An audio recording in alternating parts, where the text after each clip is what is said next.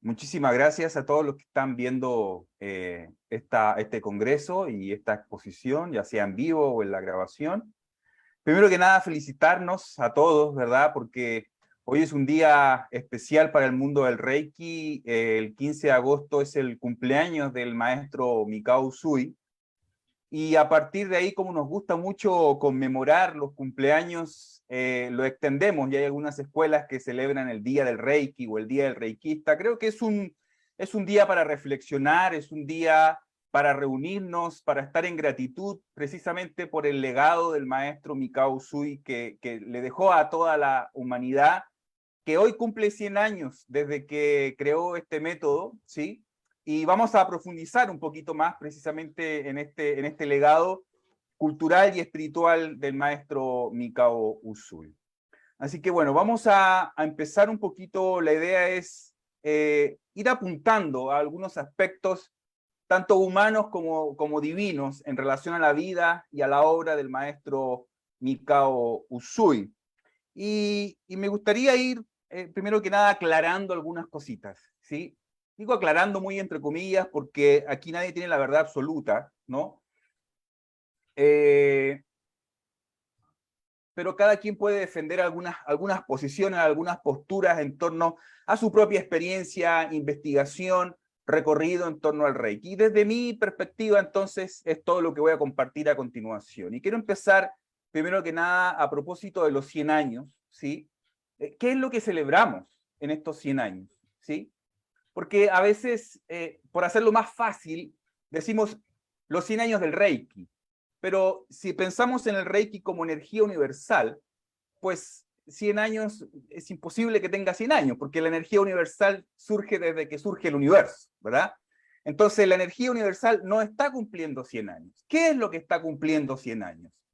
Hace 100 años atrás, en el año 1922, el maestro Mikao Usui tuvo una experiencia mística en el monte Kurama, llamada por los japoneses Satori, que es una suerte, un estado de iluminación. Algunos le llaman un estado de iluminación pasajero. Ya vamos a ahondar un poquito más en eso. Y a raíz de esa experiencia de Satori, el maestro Mikao Usui creó un método, ¿sí? Un método para utilizar el Reiki. Fíjense que ya se ha comprobado por investigación histórica que contemporáneo a Mikao Usui ya habían otros métodos de Reiki. Y habían otros Reiki Ryojos. Ryojo, Usui Reiki Ryojo, que es el nombre más conocido del método que creó el maestro. Ryojo, Ho, significa método. Rei, Río significa sanación natural. Entonces, Ryojo es un método de sanación natural. Y si agregamos la palabra Reiki como energía espiritual, entonces un Reiki Ryojo es un método de sanación natural que utiliza la energía espiritual o energía universal. Por lo tanto, insisto, cuando el maestro Mikao Usui crea su propio método, contemporáneo a él, ya habían por lo menos 4 métodos, nomás en Japón, de Reiki Ryojo, ¿sí? Entonces tampoco es que él creó el único método de Reiki. Se utiliza mucho la palabra redescubrimiento. No digo que esté mal, pero se me hace que hay que ser un poquito más específicos. Porque como ya sabemos entonces, él no redescubrió algo, ya estaba ahí, ya estaba en el ambiente, ya existía de mucho antes, contemporáneo a Mikao Usui y sigue existiendo. Entonces, ¿por qué recordamos a la figura del maestro Mikao Usui? ¿Qué tiene de especial este método, que de hecho le puso su propio apellido, Usui Reiki Ryojo, porque probablemente en ese momento necesitaba distinguirlo de otros métodos que ya existían ahí en ese momento, ¿sí? ¿Qué tiene de especial entonces este método? Bueno, creo que en parte tiene que ver el hecho de que hoy estamos hablando de Mikao Usui, de su método y no de otros métodos y no de otros maestros espirituales, ¿sí?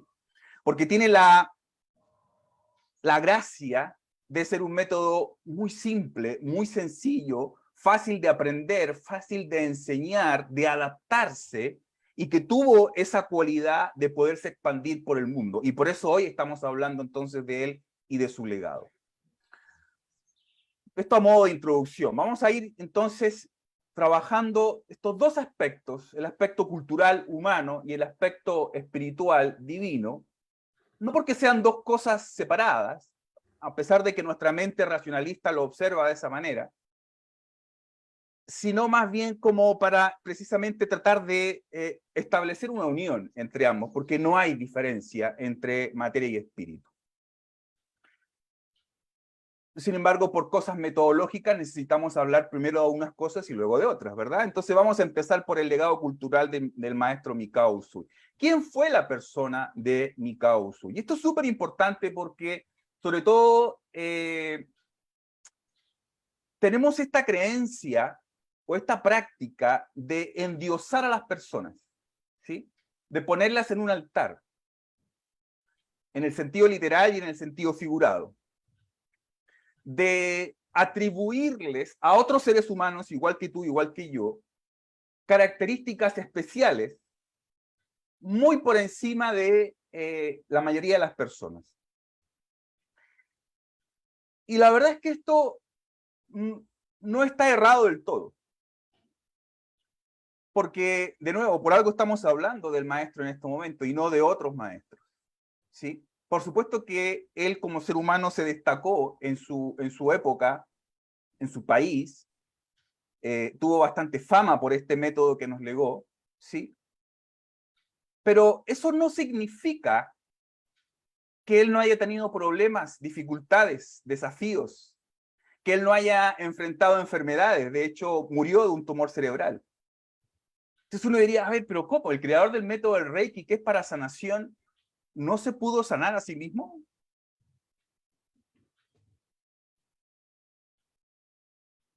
Era un ser humano, como tú, como yo. Entonces, a eso me refiero cuando tenemos esta actitud de divinizar a los seres humanos. Hay personas que se han destacado como Mikao Usui, pero él, desde que nació hasta que murió, fue un ser humano como cualquier otro, como tú, como yo, como todos, ¿sí? Y qué importante es entonces bajarle 3 rayitas a esta costumbre de endiosar a otro ser humano y mirarlo de igual a igual, con todo el respeto que se merece, por supuesto. Y no digo esto para minimizarlo, muy por el contrario, sino más bien para que cuando miremos al maestro Mikao Usui o a cualquier otro maestro espiritual, en vez de establecer una distancia muy grande de, oh, jamás voy a poder ser como ellos, podamos mirarnos de igual a igual y decir, wow, este maestro también tuvo dificultades económicas, también tuvo problemas con su familia, también tuvo una diversidad de actividades, tuvo subidas, tuvo bajadas, como cualquier otro ser humano. Por lo tanto, si él tuvo todas esas vicisitudes como cualquier otro ser humano, entonces tú también puedes acceder a este estado de conciencia, de satori, de iluminación, que es finalmente uno de los objetivos del Reiki, como método. Entonces, Mikao Usui, como ya sabemos, fue un ser humano que nació en Japón, que vivió en un contexto histórico-cultural muy interesante. Estamos hablando de que era una época en donde Japón apenas estaba abriéndose al mundo después de siglos de estar completamente encerrado como isla, completamente desconectado del resto del mundo, sobre todo de Occidente, ¿sí? Y estaban ocurriendo una serie de transformaciones sociales y políticas, reformas, precisamente para poner a Japón como un Estado moderno, que se abría a Occidente. Estas reformas sociales, políticas, estaban manifestando una situación bastante convulsa. Era una época de crisis en Japón, muy, muy grande. Y no solamente había una crisis interna, también había una crisis externa. Recordemos que esta experiencia que tuvo el maestro Mikao Usui en el año 1922, es decir, habían pasado apenas 4 años del final de la Primera Guerra Mundial, que fue un hecho que cambió por completo la manera de vincularnos como seres humanos. Y todo esto estaba afectando la sociedad en la que el maestro Mikao Usui se estaba desenvolviendo. Había una crisis política, social, cultural muy fuerte en su país, había una crisis internacional, había una crisis económica también muy fuerte a nivel internacional, después de la Primera Guerra Mundial. Hubo una pandemia también, que prácticamente azotó la isla, al igual que otros países en Europa y en Asia. Entonces, fíjate qué interesante, porque hace 100 años atrás estábamos viviendo, guardando las proporciones, situaciones muy similares a las que estamos viviendo en la actualidad. Él no vivió una situación idílica, romántica, bonita, fácil, simple, sencilla. No, no, no, no, no. Cuando él fue al Monte Kurama y tuvo esa experiencia de iluminación, estaba en todo este contexto que les estoy contando. Ahora, mucho antes de eso, por supuesto, él fue una persona bastante diversa en el sentido de que realizó muchas actividades muy disímiles entre sí. Y eso es algo poco común para el japonés, incluso en la actualidad, pero todavía mucho más hace 100 años atrás.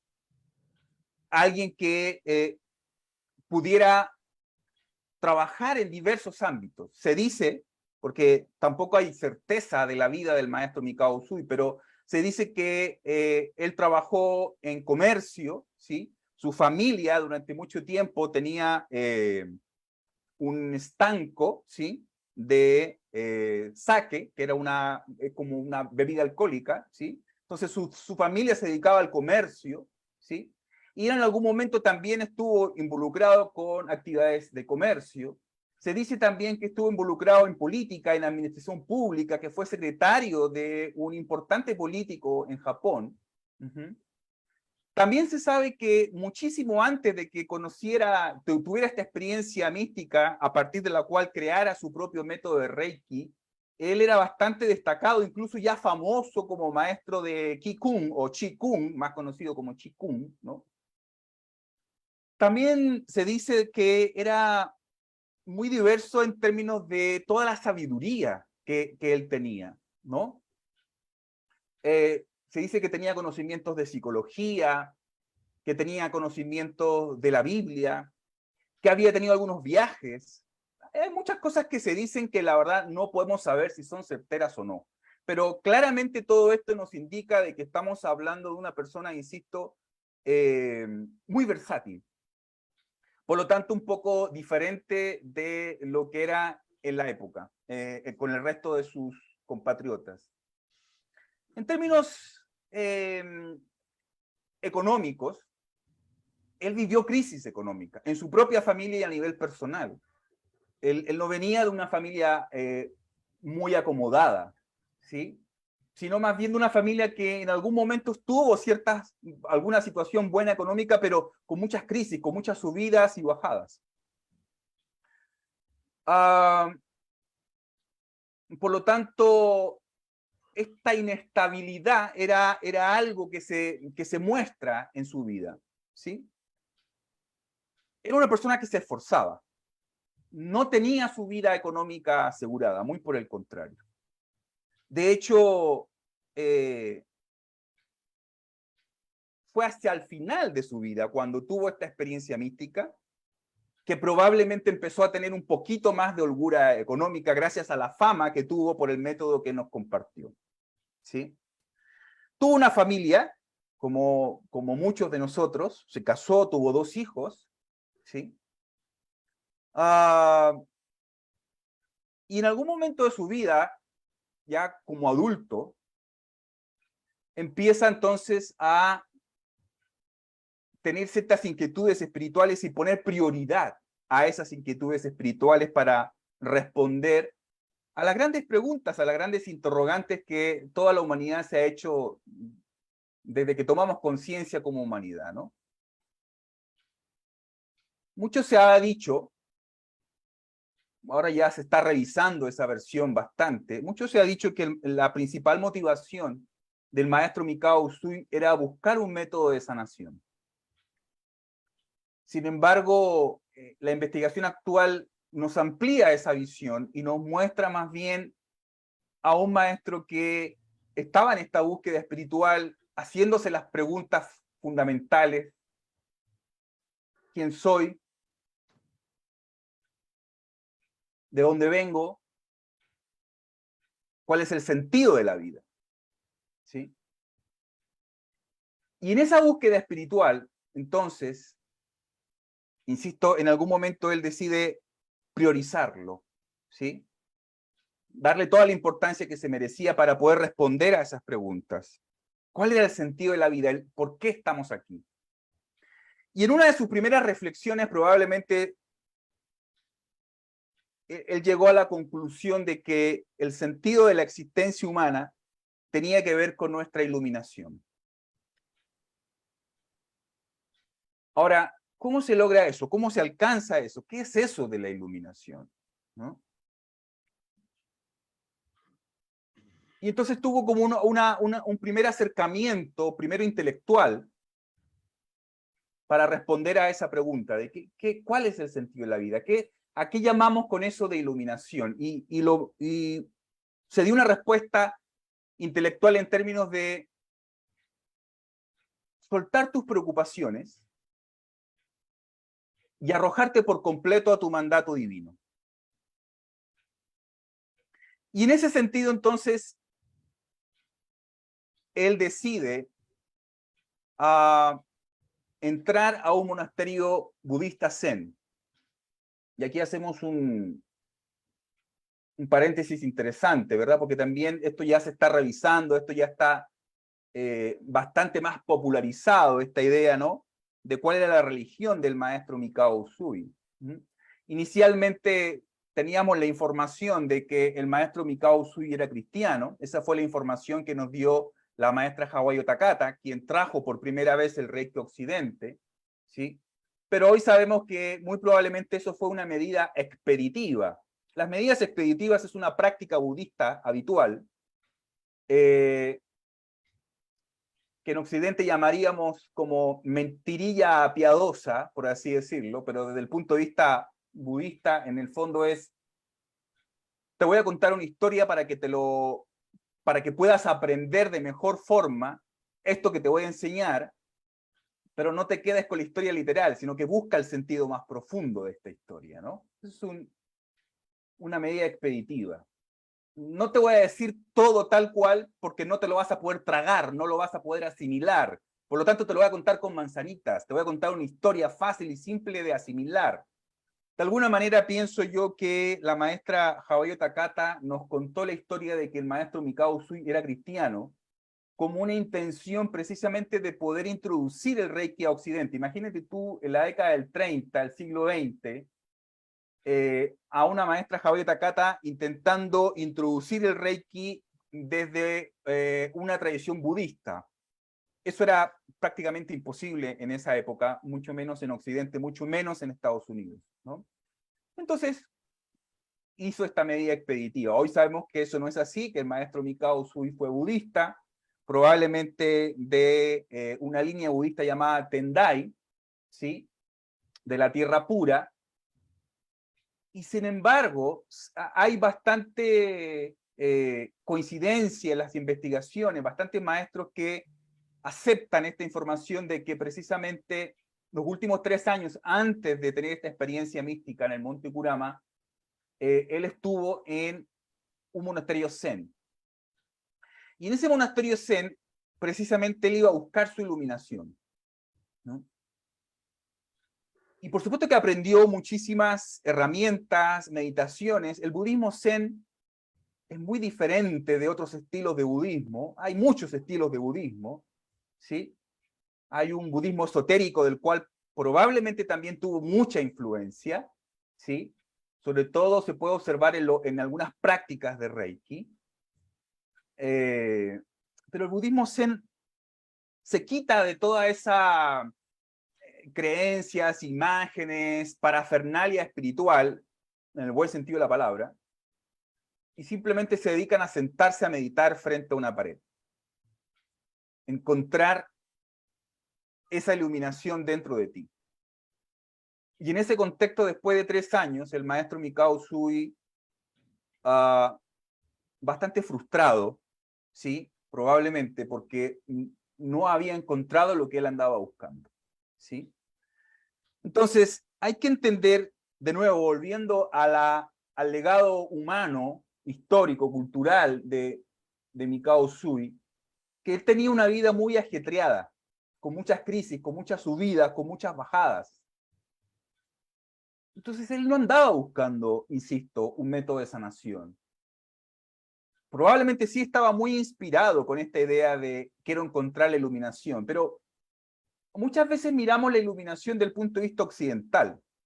Los occidentales nos gustan las luces de neón, nos gustan los efectos especiales, nos gusta creer que la iluminación es algo que yo puedo alcanzar y cuando llegue ahí se va a abrir el cielo y van a llegar los ángeles y va a venir música y arcoíris y rayos de colores, ¿no? Los efectos especiales tipo Hollywood, ¿no?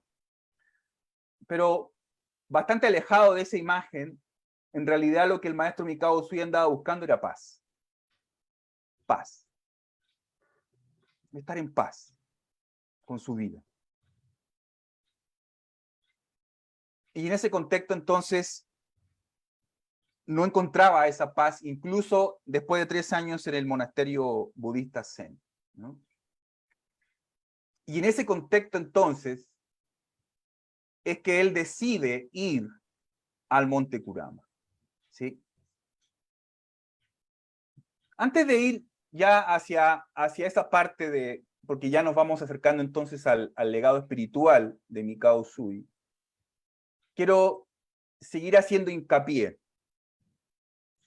en el aspecto humano de Mikao Usui. Sobre todo en el aspecto familiar. Me quiero detener aquí un poquito. De nuevo, muchas veces tenemos la idea de que los maestros espirituales, los maestros iluminados, tienen la vida resuelta, tienen todo bonito, todo perfecto. Y eso está lejísimo de la realidad. De acuerdo a algunas investigaciones, aparentemente Mikao Usui no tuvo buenas relaciones con su familia. De hecho, una parte de su familia no quería saber nada de Mikao Usui. No se sabe muy bien las razones. Pero un familiar de Mikao Usui solicitó en el lecho de su muerte que por favor no mencionaran nunca más a esta persona. Esto nos da ciertos indicios de que probablemente su vida no era esa vida idílica que nosotros imaginamos, ¿sí? Tuvo dificultades con su familia, ¿sí? Pero al mismo tiempo, otras investigaciones apuntan a que incluso algunos de sus hermanos, ¿sí? Aprendieron el método de Mikao Usui, el método que creó Mikao Usui. Entonces, algunos aspectos, algunas partes de su familia, al parecer, se llevaba bastante bien con Mikao Usui, y habían otras partes de su familia que no lo aceptaban, simplemente. Hago este énfasis, porque me toca mucho escuchar a algunos de mis estudiantes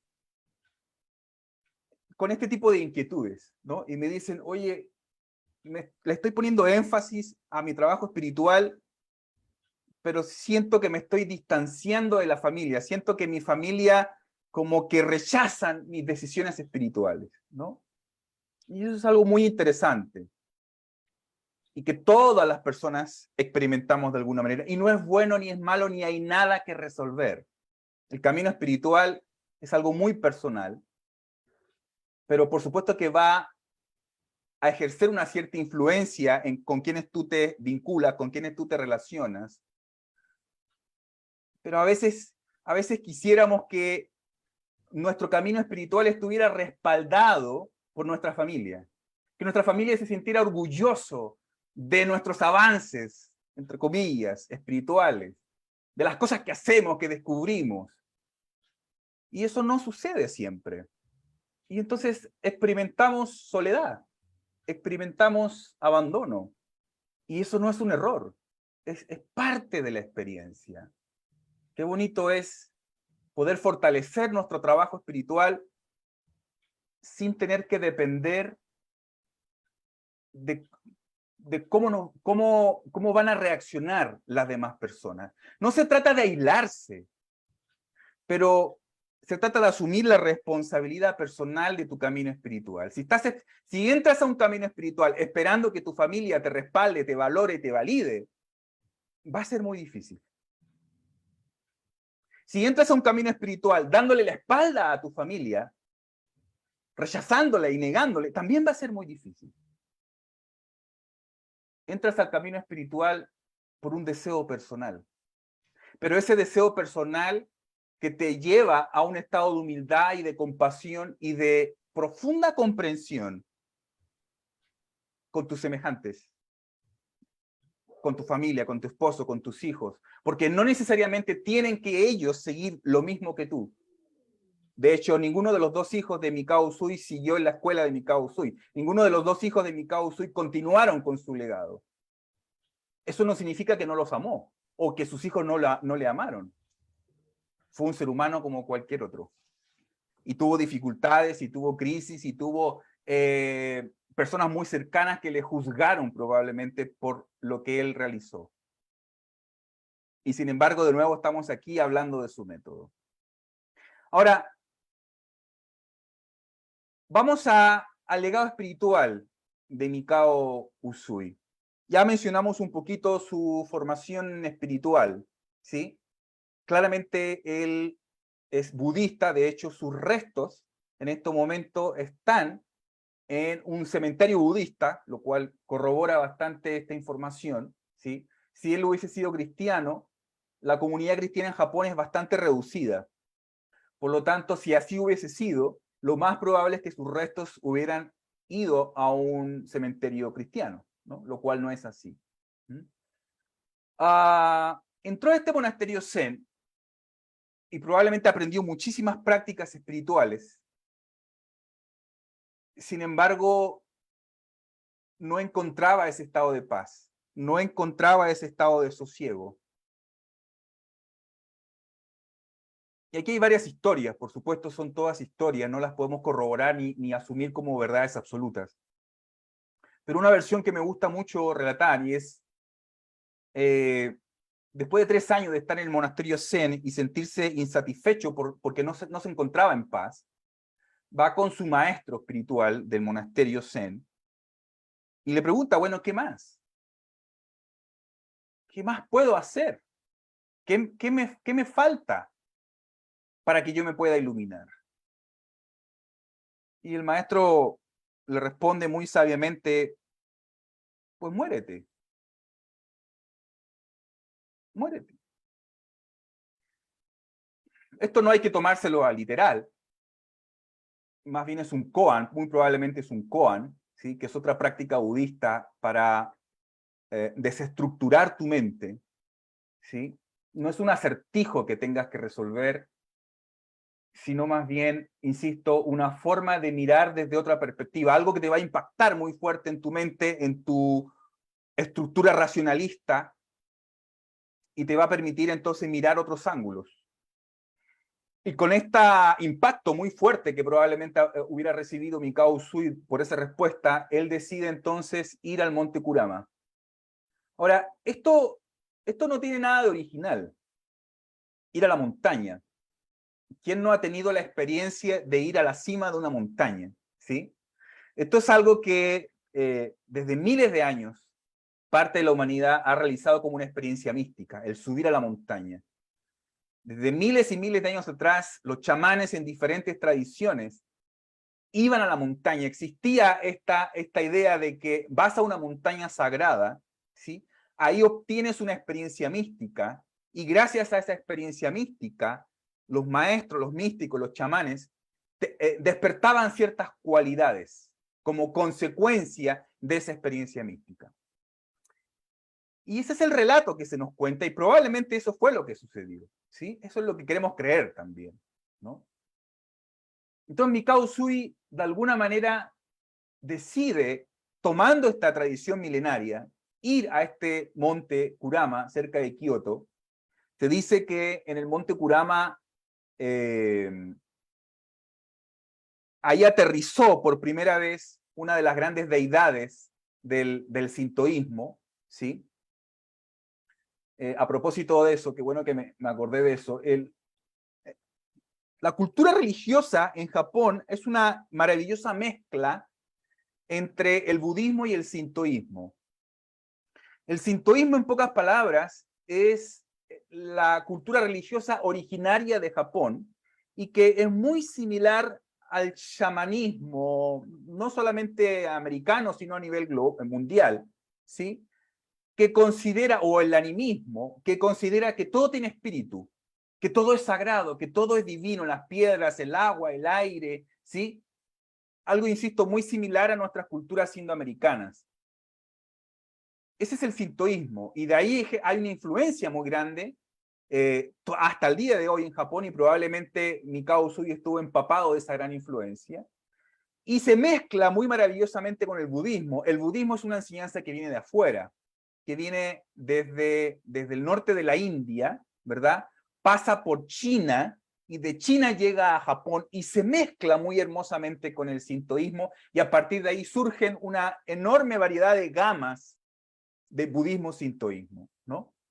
Y en ese contexto, entonces, Mikao Usui no es ajeno a esa tradición, y entonces decide ir a este monte sagrado para los japoneses. Sagrado hasta el día de hoy. Es un parque en la actualidad, hay varios templos, ¿sí? Y en el templo mayor puedes tú observar las tres principales deidades del sintoísmo. Probablemente el maestro Mikao Usui en esos 21 días que estuvo en el monte Kurama, a veces uno románticamente piensa que estuvo ahí 21 días sin moverse, ¿no? Frente a un árbol, y se dice que lo hizo frente a un árbol porque así es como se iluminó Buda, ¿no? Entonces todo esto, aquí nada surge de la nada, ¿sí? Todo, maestro Mikao Usui, como cualquier otro ser humano, tuvo influencias muy importantes en su vida, ¿no? Y esto se ve también en este aspecto espiritual, ¿no? Probablemente él en esos 21 días visitó, recorrió esos templos sintoístas, estuvo meditando delante de esas deidades sintoístas. De hecho, haciendo un paréntesis, hay una versión muy interesante que yo estoy bastante de acuerdo con ellos, es que considera que los símbolos de Reiki precisamente fueron originados por tomando el significado más profundo de estas tres deidades sintoístas, ¿no? Entonces, volviendo un poquito al mensaje de su maestro que le decía, pues bueno, ve y muérete, de alguna manera él pudo mirar, observar esa identidad personal, ese yo que aparentemente se pone como obstáculo a la hora de encontrarse con la iluminación. Porque en el fondo la iluminación no es algo que tú puedas alcanzar como si estuviera fuera de ti. Precisamente el simbolismo de la montaña, de subir a la montaña, de ir a la cima de la montaña, de poder acceder a lo más elevado de nuestro estado de conciencia, en lo que representa el subir la montaña, ¿verdad? Nos invita también a reflexionar respecto de, ¿acaso la cima de la montaña no es en sí misma la propia montaña? ¿Hay alguna diferencia entre la montaña y su propia cima? Es exactamente lo mismo, ¿verdad? Suena un poco absurdo plantearlo de esta manera, pero si lo miramos desde el punto de vista de alcanzar nuestra iluminación, entonces suena un poco absurdo tratar de buscar nuestra iluminación como si fuera algo externo, ajeno a nosotros mismos. En otras palabras, cuando buscamos nuestra iluminación desde el sentido de ego personal, en nuestra identificación de yo me quiero iluminar, es lo mismo que una montaña fuera a buscar su cima. ¿Te imaginas una montaña tratando de encontrar su propia cima? Ese es uno de los grandes obstáculos que tenemos los seres humanos para encontrarnos con nuestra iluminación. Porque salimos a buscarla como si fuera algo externo, ajeno a nosotros. Los grandes maestros y el propio Mikao Usui, cuando tiene esta experiencia mística, descubre, redescubre, se reencuentra con esta gran verdad. Tú ya eres eso que andas buscando. Tu propia naturaleza es la naturaleza divina. Es la naturaleza de Dios. Entonces, esta enseñanza que le daba a su maestro, muérete, de alguna manera apuntaba a disminuir esa identidad, ese deseo egoico del que se quiere iluminar. Y entonces despiertas a que ese que se quiere iluminar es precisamente de lo que te iluminas. Te das cuenta, tengo un ego. Wow. Y entonces surge una chispa del despertar, un satori. Satori es una palabra muy hermosa. Sat en sánscrito significa verdad. Satsang es un encuentro con la verdad. Por lo tanto, satori tiene que ver con esto, ¿no? Con este vislumbre de, wow, darme cuenta, y es lo que hacemos, al menos como posibilidad a la hora de practicar Reiki. Y fue precisamente lo que él expresó, Mikao Usui, cuando tiene esta experiencia después de sus 21 días. Y tiene esta experiencia de Satori, que en el fondo no es otra cosa que experimentar en su propio cuerpo la unidad con esta conciencia infinita, con esta totalidad, Dios, divinidad, como queráis llamarle. No hay separación. No hay distancia. No estoy fuera de la divinidad. Yo ya soy eso. ¡Oh! Yo soy el universo. El universo soy yo. Ese fue el gran despertar que tuvo el maestro Mikao Usui, y que, como todos los grandes maestros espirituales que tienen una experiencia mística, pudo experimentar, pudo sentirse divinidad, lo cual no significa que sea superior o inferior. Somos exactamente iguales. Todos tenemos exactamente el mismo potencial, y por eso al principio de esta presentación hablaba un poco de eso, de la necesidad de dejar de endiosar a otros seres humanos, porque cada vez que endiosamos a otros seres humanos, nos estamos diciendo a nosotros mismos, yo no puedo. Ellos sí se pueden iluminar, yo no. La gran enseñanza que nos lega el maestro del punto de vista espiritual, el maestro Mikao Usui, es volver a recordar de nuevo nuestra naturaleza espiritual. Yo soy el universo soy yo, significa, entre otras cosas, descubrir, sentir, experimentar en tu propio cuerpo, no como una creencia, no como una teoría, sino como una experiencia real.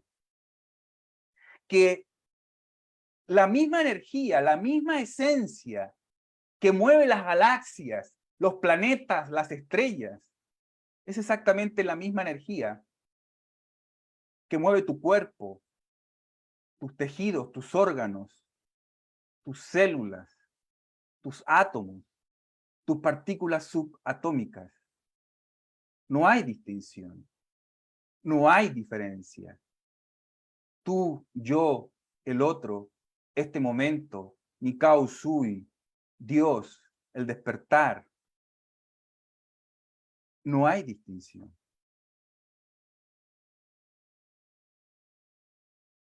Tómate un instante simplemente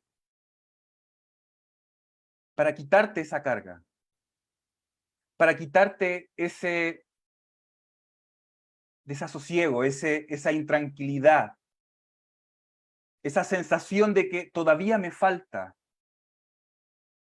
esa ansiedad de, qué difícil es el camino. Mira todas las cosas que tengo que experimentar. A ver si algún día voy a llegar. Respira profundo y quítate toda esa carga, quítate toda esa mochila. Porque la experiencia espiritual, la enseñanza espiritual, el legado espiritual de Mikao Usui es simplemente recordarnos que tú ya eres eso. Respira profundo y permítete sentirlo. Precisamente en este día, en que todos los reikistas nos conectamos, ¿verdad? Nos reunimos, agradecemos, nos felicitamos unos por otros. Por eso tal vez me resisto a señalar este día como el Día del Reikista, porque me parece que nos perdemos la esencia, nos perdemos el fondo. Y el fondo está precisamente de nuevo en este legado espiritual. Aquí lo importante no es, oh, felicitarme, oh, eres un reikista, felicidades, este es tu día. No digo que eso esté mal, pero que no nos distraiga de este legado espiritual. Ojalá que este día 15 de agosto sea, insisto, un día para agradecer con humildad y recordar esta enseñanza. Aquello que buscas ya te sostiene. Tú ya eres eso.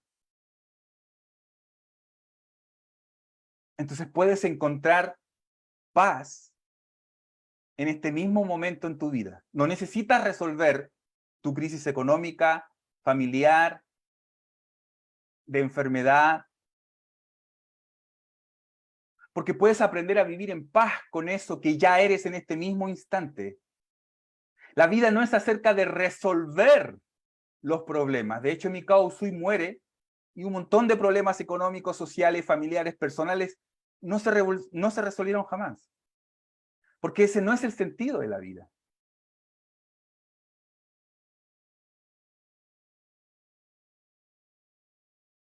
Sino aprender a estar en paz con lo que sea que la vida te está ofreciendo en este momento. Qué maravilloso entonces es poder recordar en este día lo privilegiado que somos al tener en nuestras manos este método maravilloso, tal y como el maestro Mikao Usui lo definía. Este método secreto para alcanzar la felicidad. Esta medicina milagrosa para sanar todas las enfermedades.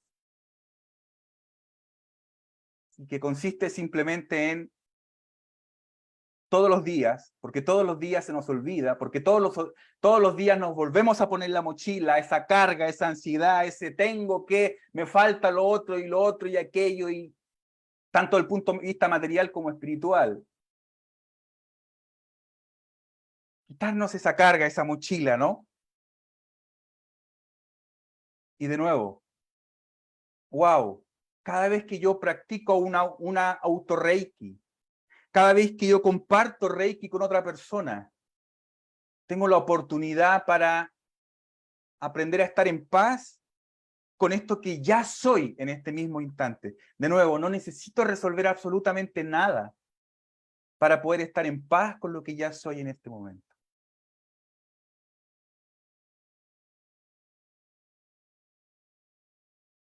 Qué privilegiados somos de poder contar con esta herramienta tan simple, tan eficaz, con este método, en el cual hoy estamos celebrando 100 años, y que gracias a este evento y muchísimos otros eventos que se están celebrando en todo el mundo,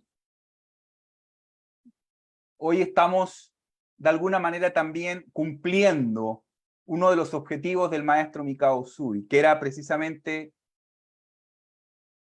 que este método, que insisto, no tenía nada de especial, no era el único método que había muchísimos más, pero que pudiera estar a disposición, y creo que esto es lo que lo hizo particularmente famoso en el mundo, que pudiera estar a disposición de toda la humanidad. Y hoy, gracias a este encuentro y a muchos otros eventos, podemos decir de nuevo con tranquilidad, con humildad y con mucha gratitud: Maestro, misión cumplida.